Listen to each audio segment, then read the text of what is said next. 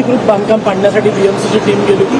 त्या नगरपालिकेच्या टीमवर हल्ला केला आणि तिथे फार वाद पण झाला. असं आहे की या संदर्भात माननीय न्यायालयाचे निर्णय आहेत.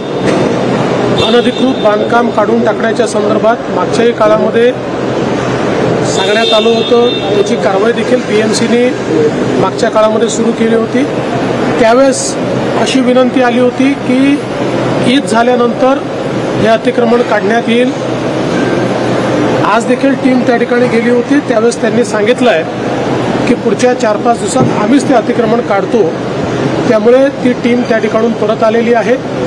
कुठल्याही परिस्थितीमध्ये लॉ अँड ऑर्डरची सिच्युएशन करून कोणी अडथळा निर्माण करेल तर ते योग्य होणार नाही. मला विश्वास आहे की त्यांनी ज्या प्रकारे बीएमसीला लेखी दिलेला आहे त्याप्रमाणे पुढची कारवाई ते करतील. बच्चू कडू म्हटले की तिसऱ्या आघाडीचा मुख्यमंत्री होईल महाराष्ट्रात. प्रत्येकाला असं वाटतं की आपल्या आघाडीचा मुख्यमंत्री होईल. त्यात काय वावगं मराठा आणि ओबीसी आंदोलन जे सुरू आहे तिथे मराठा आणि ओबीसी आंदोलन समोरासमोर येण्याचे घटना. मला असं वाटतं की प्रत्येक समाजाला आपल्या मागण्यांकरता आंदोलन करण्याचा अधिकार आहे. पण हे करत असताना कुठेही हिंसा होणार नाही. दोन समाज एकमेकासमोर येणार नाही.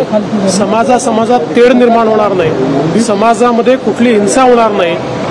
याची दक्षता ही त्या समाजाच्या नेत्यांनी किंवा जे आंदोलन करतात त्यांनी घेतली पाहिजे.